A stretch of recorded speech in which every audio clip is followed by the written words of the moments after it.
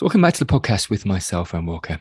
In this episode, we're going to take a slightly different tact and look at a different modality of presentation. So, I'm going to give a few lectures actually.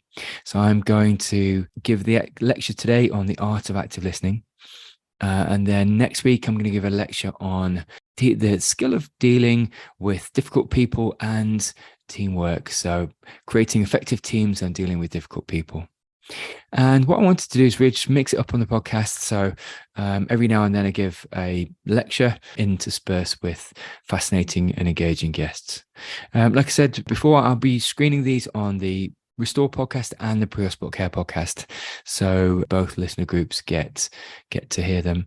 And what I really wanted to do is dig in and just do a deep dive on these subjects. So we're going to mix it up over the next few weeks. And this lecture is going to look at active listening. Okay, so looking at the overview of what we're going to cover in this lecture, we're going to look at a definition of active listening. We're going to look at the class example and when it falls apart. We're going to look at the anatomy of the received message, also the why and what of active listening. We're going to look at AAA listening and what that means. We're also going to look at the kinesthetics of listening and what it feels like to be heard, to be truly heard. We'll look at a few different models, the 4 areas of communication, the communication triangle, the power of silence. And we're also going to look at the quality of listening. And then we're going to finish off by looking at the power of agreement. So know that attention is the currency of value within the reality that we all live in. So social media companies, advertising agencies, and indeed people around you, social relationships and otherwise, all strive for attention. And so active listening really is the jumping off phase and or skill which endows and gives people that attention and gives them it's the leverage or indeed the first step on the rung for rapport. And we'll dig into that a little bit later and we'll jump into a definition shortly. But I just wanted to say, just in the hierarchy of value, attention is king. So what we really need to do is recognize that in giving our attention through active listening is the first step on the rung for really truly building relationships which both matter and can affect change. Okay, so a definition of active listening. One is posited by the International Listening Association, defining active listening as the process of receiving constructive meaning from and responding to the spoken and nonverbal messages. It's really important to pass that part. A lot of communication is both nonverbal and includes functionality of sort of the tonality, intonation, as well as the spoken word itself. So Levitt in 2001 identifies active listening as the therapeutic micro skill involving listening attentively and responding empathically so the client feels heard. And I think that's really also the crux of active listening, just empowering the other person to feel heard, and we'll dig into that later. So the classic problem is something around the fact that really we can process words far faster than we can speak them. So essentially, the narrative or indeed the dialect or voice which is coming towards you isn't necessarily as fast as your processing speed. Therefore, what we do within our short-term memories, we triage this information and then we attribute importance to information and then discard what or indeed what maybe our subconscious brain attributes as low worth information. And low worth information isn't actually always the case. So we quite frequently in communication are in transmit mode rather than receive mode. And this is a powerful point actually around not thinking about the next thing you need to say, but actually truly listening to the words spoken from the receiver or indeed the person speaking to you. So we do know that attention and retention are finite commodities. So my attentive skills, my conscious attentive skills are finite and indeed reduces when we get tired. But the average person can speak about 125 words a minute, but the human brain can process roughly about 800 words a minute. So we can really see there that actually we can be lost in thought or indeed processing beyond the spoken word and really lose what the communicator has to say. So we apply the heuristic of triage quite frequently to communication, and it normally serves us well in different areas. We've got lots of information coming at us in a day, both from smartphones and in reality. And daily we have to triage and down regulate or up regulate information coming at us. But actually, it can really do us disservice when communicating with others to really triage what people are saying and not take on board either the inferred meaning or indeed the actual spoken word. So, as I said before, cognitive fatigue reduces the capacity and capability of the anterior temporal lobe. So, it reduces the dorsolateral prefrontal cortex's ability to both assimilate words and indeed retain words. Classic example is around names. So the classic meet and greet. And in the hierarchy of communication, you have maybe what you want to say, or indeed you're trying to posit or position yourself in the communication and in the interaction. And the first thing that comes and goes, which is actually vital, is the name. And you can forget the name so easily, but actually is a key facet of the communication, because attaching worth to names is a mutual sign of respect and rapport. So, and it really personalizes messages as well. So it really is a classic example, and one we can really start to combat by saying a person's name twice or three times over in the communication. Now, that's maybe nothing new, but actually, as we'll find out later in the lecture, attribution of name in conversation is absolutely key to building rapport, and indeed to sort of hopefully getting the outcome you want from the conversation. But it also subconsciously shows the communicator that you're engaged and that you're attentive. And this is both with indeed people that we're familiar with, or indeed that we have got rapport with, but also strangers, also people that we might not have met before, such as people in restaurants, such as people on the street or in business that you might only meet once. But what we really need to do is really overcome this anterior temporal lobe heuristic of forgetting names, because actually what we want to do is really start to anchor and indeed attribute worth to someone's name, repeat it, and then start to use it within the information you're giving them, because then there is real attribution of both rapport, worth, and indeed respect as the conversation goes on. So something I said before, which is absolutely key, daily life is triage of information. Okay, and we all do this. Up to 80% of neurons within the corpus callosum between the left and right brain are inhibitory neurons. So they inhibit active communication between the two lobes. And that's because actually most of our life is spent in learning what to focus and pay attention on, and then discarding everything else. So classic case, emails. The average person receives about 121 emails in their working day, give or take. But they send on average about 40 a day. It means about 75% of everything you send and receive is ignored. So it's really prudent to understand that most of our day is spent in this subconscious inhibitory mindset. But actually, what we need to do in interaction, especially in active listening, is really be purposeful, both in the spoken word, in the tonality and the intonation, but very much in the attribution of names and indeed in the content.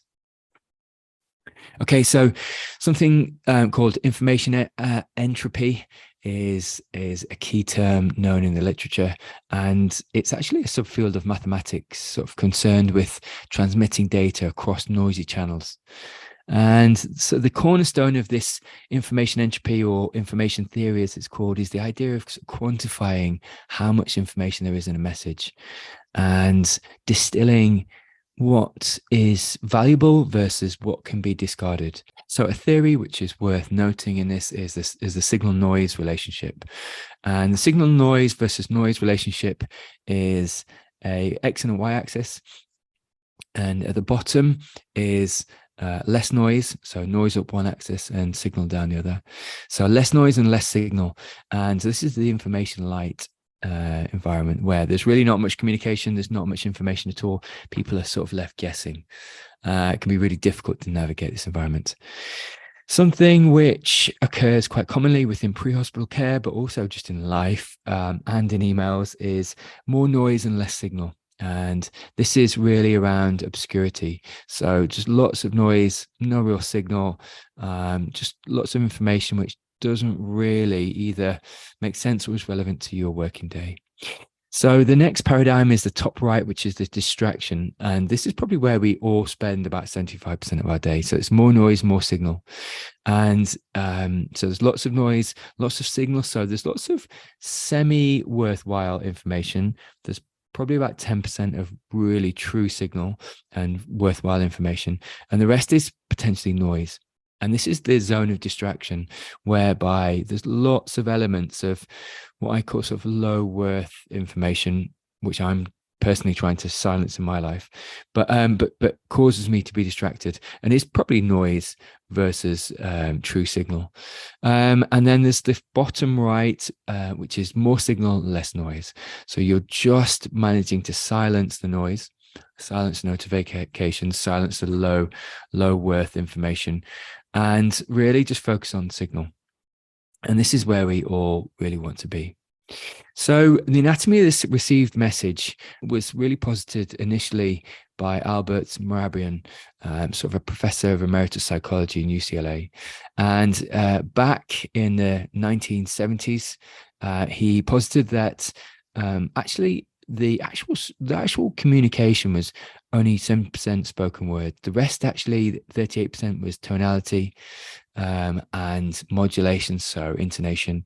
And then 55% was nonverbal body movements, facial nonverbals, arms. And actually we needed to put a lot more emphasis on recognizing nonverbal communication in the actual communication itself. So this is proven to be not entirely true and widely misinterpreted, that actually Mehrabian was positing that this is only really true when the communicator is talking about their feelings or attitudes. So unless they're talking about feelings and attitudes, these equations are not necessarily applicable. Other studies in medicine have pointed to sort of the spoken word can have up to 40% of importance, 40 followed by 50% tonality and 10% nonverbal cues. And this is certainly true within the pre-hospital or indeed paramedic environment, where actually you may not have time to acknowledge tonality or indeed intonation, and things just need to get done in a prompt manner. So it really is about the spoken word, but also about reconfirming the spoken word, such as closed loop communication. And we'll get onto that a little bit later. So the why of active listening. So why do we utilize active listening? It's to build rapport, as I said before. It's to give respect, to show deeper understanding, but also to pass apart the communication. So eventually to facilitate agreement as well. So we're going to talk about the art of, or indeed the power of agreement a bit later. But to use agreement, we have to first actively listen to the spoken word, because actually you need to understand what are the essentials of the communication to agree. And we'll talk about that a little bit later. So the what of active listening. So empathic listening is a principle that Orlov in 92 posited, and Rogers in 1951. This is simple acknowledgement. So the simple non-verbal acknowledgement, actually, but then reiteration of message, of their spoken message, using representational understanding. What I mean by representational understanding, using figurative speech according to what they use. So if they say, I can't see this in this way, or I don't hear you like that, using the same figurative speech back to them to build rapport. And then perception of understanding. So you show them that you're understanding them by reiterating the message back, using their representational understanding and also using their information. So the AAA listening, as we spoke about before, is really about maintaining a constructive attitude, sort of paying attention. So attitude, attention, and adjustment. And the last one is absolutely key. So attitude and attention is hopefully something we're doing in all our daily lives, which is good attitude and paying attention. But adjusting to the spoken message and the spoken word just being flexible enough to follow where the communicator's going. So just not trying to press your, indeed, again, this speaks to not trying to press your communication on someone, but really listening to their words carefully, where they're taking the conversation, and indeed any inferences, non-verbal inferences, just picking up on the subtleties of communication. And this is around adjustments, so that you can then reflect back and indeed couture and tailor your communication appropriately. So the communication triangle is a fascinating model, and it really just something I mentioned before in critical care communication, one of my other podcasts. And this is just really around the fact that in daily life, we all communicate with each other in rituals and cliche. Now, this is low value information, which, is designed to build rapport, designed to facilitate agreement, but doesn't really is safe information, doesn't really share any risky information. Now, ascending the communication triangle is sharing facts and information, then ideas and judgments, then sharing feelings and emotions, which are more risky, gives people more information on you. And then the top of the triangle is peak rapport, and that's truly being vulnerable with people in your working day or indeed in friendships and relationships. But with increased risk comes increased rapport. So actually what happens in 9.9 times out of 10 when you share in the right context, when you share vulnerable information with people, they're far more likely to share vulnerable information back. And what that does is it's risky, but actually increases psychological safety from the other person and allows them to feel safe to share information back. So again, it should be implemented wisely, but ascending this triangle is absolutely key. And the basis of this is active listening, is listening to the message which is coming to you, so you can start to ascend the triangle and ascend the rapport. Okay, so the next thing really is to say around kinesthetics of listening. So what does it truly feel like when someone's listening to you? What does that feel like? What does it tell you also about the listener? And what do you gauge by the interaction? And sort of what tends to happen from the communication on the part of the person being listened to? So I know, just answering that question myself, actually, when I've been listened to, I feel like I want to endow the other person with the same respect. But I also, something twigs in me actually when I feel like someone's actively listening to me and then maybe reiterating my message back, because what it makes me understand is that they are really integrating what I'm saying. And then and actually what that does is it not only builds rapport, but it also starts to make me aware that they are truly conscious of how they're coming across and also what the spoken word means. So actually it's a real token of respect. And we've all been in that place where we're in communication where someone else is just waiting for their chance to speak and they're not truly listening to others in the room. And another facet of when I feel listened to is sometimes there might be a pause by the other person, so they may not speak straight away. And again, that's a real massive non-verbal indication that they're just trying to assimilate and process the communication which is coming towards them. And I would advocate using that, because it's a real powerful synergist in showing people that you are both integrating and processing what they have to say. So the 4 areas of communication is another model. So it's also called the 4-sided communication model. And Friedman Schultz posited this in 1981. He said that every communication has four facets, and this involves sort of the fact of the communication, self-disclosure, and the social relationship or inference for the communication, or inference of the message, and then finally the wish or want behind the message. So let's just dig into this from an example. So, if two people are cooking together at home, and one person who didn't cook says there's something green in the soup. So the factual level is there's something green in the soup. The self-revealing layer is that I don't know what it is. I'm a bit scared to eat this, maybe.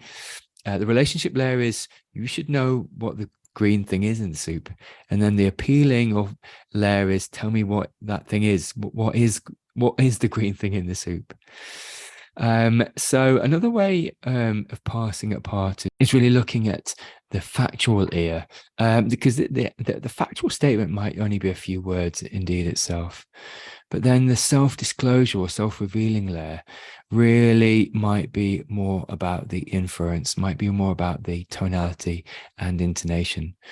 The relationship layer or social layer is really, again, how it's expressed, the facial nonverbals, or indeed the eye contact, which is powerful.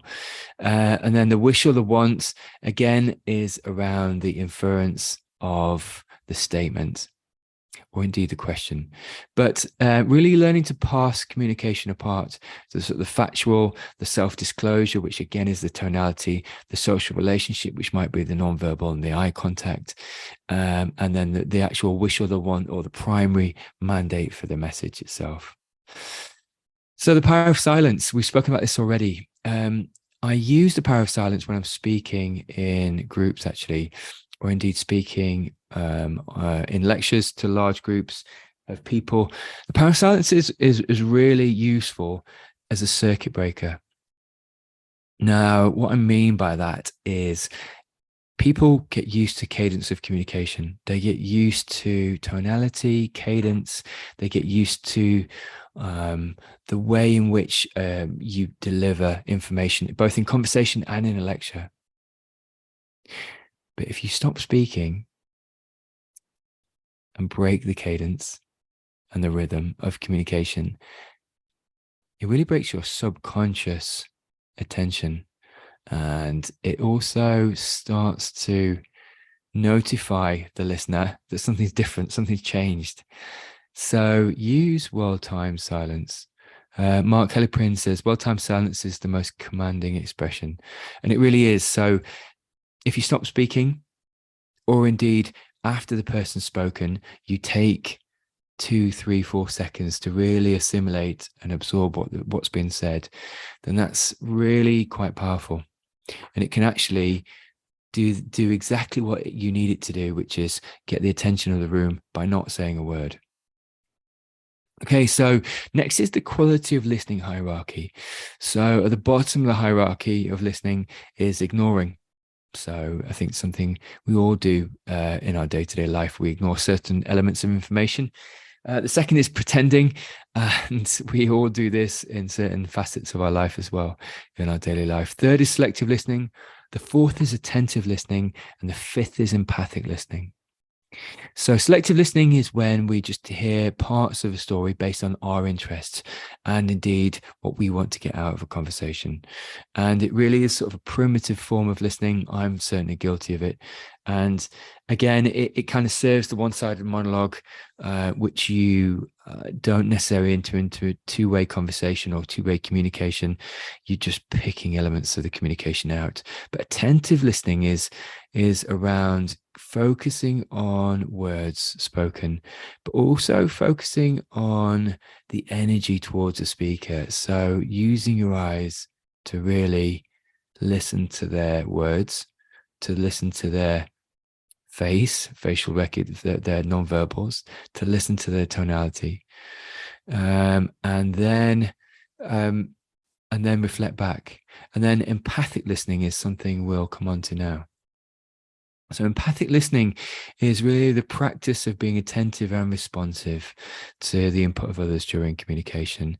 Covey 2020 states there's 4 steps to empathic listening, and that's really just mimicking content. So this is around, again, there's quite a few NLP concepts in here, neuro-linguistic programming concepts around matching and mirroring. So matching and mirroring their nonverbals, rephrasing the content back to them, and also reflecting feelings, because let's not forget that actually communication is a lot of feelings, and the inference of communication or information is to reflect feelings, for better or worse. And then stage 4 of empathic listening is rephrasing content and reflecting feelings, which mimics, matches, and then builds upon what the initiator of the communication said. So it's really important that you are both in line and aligned, and then you are building rapport, and then you're coming into land with both the emotional connection, the information connection, and then you're coming into land on your point, or bringing your response to that information, which may not have been formed prior to the communication. So you're being responsive based on their information. Okay, so the questioner, and this is another way of really inferring active listening, is asking probing questions, and asking questions based on received information, but also asking open questions. So making sure that the question is formed from the information you've had coming towards you. And I use this a lot in communication anyway, just in general conversation. Generally, in normal everyday communication, people actually like to be asked the questions that they are asking. So just in informal communication or conversation, sometimes it's nice to ask the other person, once you've answered, what they feel about the same question, because often they have a response, often they have a well-formed response. So asking those open questions back to people is often a powerful rapport builder. So the next thing we broached before is about the closed loop communication, and this speaks to the differential of really sort of communication under stress, and not really passing apart or putting too much attention onto the nonverbal communication, or indeed the tonality. This is when things are happening in a stressful environment or in pre-spot care, closed loop communication is absolutely key. And, actually it happens within daily life when the majority of us go to restaurants and order a burger, or indeed an order at the restaurant. The waiter or waitress or server to the table will often closed loop communicate your order back to them. And that's a powerful way of just making sure that the information is right, that the information is correct. And we absolutely need to do this in daily life.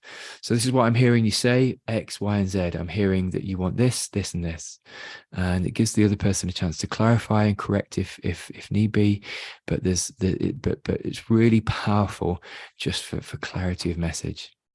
So personalized listening is something we spoke about before. Use of names throughout the communication, use of eye contact, using eye contact as a fundamental communication tool, because actually if your eyes aren't listening, the other person will know, the other person will sense that you're truly not in the room with them.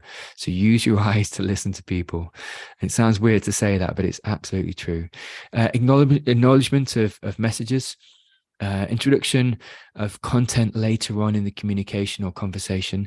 So just using their information later in the communication is absolutely a powerful tool. Something I'm trying to get better at within podcasting is using guests' information later down the line, just to show them I've truly listened to their answers.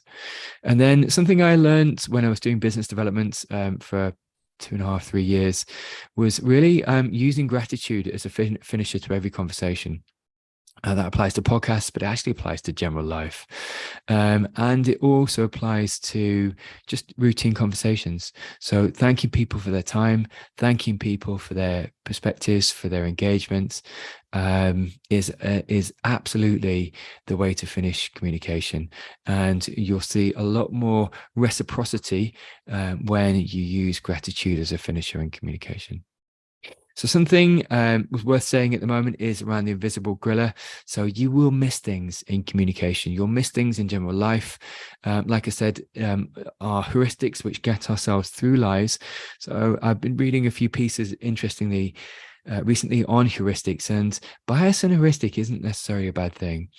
They're formed over time, and they are honed and refined to allow us to move through life and information in an efficient way. But actually, what we will do as a process of using bias over time is that we'll miss things in our environment. So a way to really combat this is to ask, have I missed anything, to the communicator? So if I listen to someone and then close loop communicate that information back to them just to make sure I've got the salient points. And then what I might also do is say, have I missed anything? Because actually I know I'm filtering through my biases, and actually I might miss things within the environment. The classic dancing gorilla is a classic example from this, where Stanford University put people in front of a video and kept to count the number of passes, and in a basketball team, and they missed the dancing gorilla. Almost 50% of them missed the dancing gorilla on the basketball court. So they ran the video again, the experiment again, and they said, right, tell us what you see, how many passes, and if you see anything else like a gorilla. Indeed, they did see the gorilla, they were looking for it, but they missed some other key information that the Stanford professor put in the video, which was they changed the color of the backdrop. And it just goes to show we're never truly fully attentive, that things are changing all the time. And even if we've been caught out and then we tend to that, something else might change in the background. So asking whether you've missed anything is a key phrase and a key question in any communication, just to make sure we are squaring away our biases. Chunking information is absolutely key. I can't stress this enough. So chunking information to people, we all process communication and information through our short-term memory. So our active listening, no matter how good we are, we will not retain long iterative messages. We really need to chunk information across people, knowing that actually the way we receive information better is through being chunked. So I can retain information far better when it's chunked to me. So actually I'll do that to other people, knowing that they will retain that information far better when it's chunked. And the classic case of this is SBAR, so situation, background, assessment, recommendations. And again, that doesn't need to be applied just to medicine. It can be applied across the board. So this is the situation. This is the background to this situation. This is my assessment of the situation. And these are my recommendations and or treatments. And so when I'm teaching this in class, what I do is I put up a stream. In 10 seconds, I put up a stream of 20 different words and get people to try and remember them. And then we run that to its course, and people can often remember 5 or 6 words out of the 20. And then I put up in the next 10 seconds, I put up a slide whereby I've got 10 acronyms. So 10 3-letter acronyms: NHS, HEMS, WEM, ECO, MEDS, Adrenaline or ADX, and a few others. And actually, you often get 90 to 95% retention of all the acronyms, all the 3-letter acronyms, because they're chunked together. So it really does work, and it's a powerful tool just to get people to realize the power of chunking. So something we said before around eye contact. Eye contact is absolutely key. So eye contact, people joke are the windows to the soul, but actually you do use your eyes tactically or not. So if you're not looking at the communicator, it's a powerful non-verbal tool to show them that you're not truly invested in their communication. Now, I've spoken about the power of agreement before now, but really the power of agreement is fundamental to getting both a unified agreement on information, but also starting to build rapport and get your points across. So it's far harder to disagree with me if I've agreed with you, or you indeed have agreed with me on three things. And these might be remedial things. They might be things around the weather, things about the workload, things about anything. But if I come in with the fourth point, it's really hard to disagree. So getting the power of agreement on ubiquitous, universal things in the environment, which are easy to agree on. So I'm coming to land on the lecture, but just to say that active listening really builds rapport, and rapport really builds trust, and trust really builds cohesion. So if you can harness active listening as the first step to rapport building, you will facilitate trust. And trust is absolutely the gel to relationships, to indeed cohesion or cohesive or collaborative working, and is the cornerstone of business. It's also the cornerstone of pre-hospital care. So active listening really is the jumping off point to this. And it's the foundation of teamwork as well, because one of the true foundations of teamwork is trust, but the precursor to that is active listening. Okay, so in summary, really, and again, I'm giving this lecture as much to myself as I am to everyone else, around sort of silencing the inner dialogue. So truly silence what you want to say in a communication, because what you want to do is really listen to the information coming at you and then form your response on that basis, rather than having predetermined messages to speak. I would say use eye contact tactically. So be very purposeful about your eyes. Ask open questions based on information which has been given to you. Chunk information back to people, because people receive chunked information far better. And remember names and use them tactically throughout the conversation. Close the loop, use closed loop communication, and also use the power of agreement, and ask if you are missing anything, because often we miss things in communication. And truly closing the 360 loop is asking, have you missed anything from your reiteration of message? And finally, in summary, what we need to do is just, as we spoke about before, is acknowledge our biases and heuristics. They do serve us well, and they've been formed for a reason, but not necessarily in interpersonal interaction. And just utilization of key information from that initial communication is absolutely key. So to aim to achieve the top of the hierarchy of listening, you don't have to sustain it, but start to use information wisely, steward information that is given to you, start to move past the ritual or cliches, and start to ascend the communication triangle by inference of vulnerable information, or indeed information which is an honest reflection of what you want to convey, but to build rapport. So empathic listening is a skill to be deployed in practice on a daily basis. You and I are never going to get there initially in every communication, but even if you deploy it once a day and work further on that basis, using the power of silence.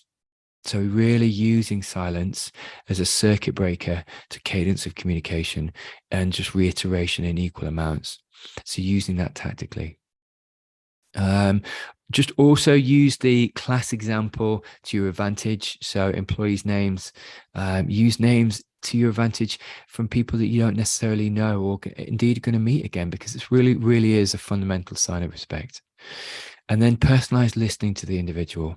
And all that truly means is taking time to understand that individual's needs. As we were talking about the 4 areas of communication, what's the inference behind the communication? What's fact? What's the social disposition or indeed social message? And what is the wish or the want behind the message as well? So taking time to really parse those apart, hold, think, and then deliver your message on the back of it. So I hope you've enjoyed that lecture. Hopefully it wasn't too long. Hopefully I didn't lose anyone in the process. Again, it's just what I want to do is just mix up the way I'm running these podcasts by giving a few lectures myself, and indeed, just reflections on practice from my day-to-day interactions. So I will deliver one next week as well on dealing with difficult people and teamwork, sort of bringing teamwork together and how to do so, and then again, how to de-escalate difficult people. Again, I'm always interested in your feedback. What I'm going to do at the bottom of this podcast is I'm going to give my email, just so please do feel free to use my email, email me back with any thoughts, reflections, or indeed content that you might like on the podcast. Many thanks for your time, and we'll speak to you next week.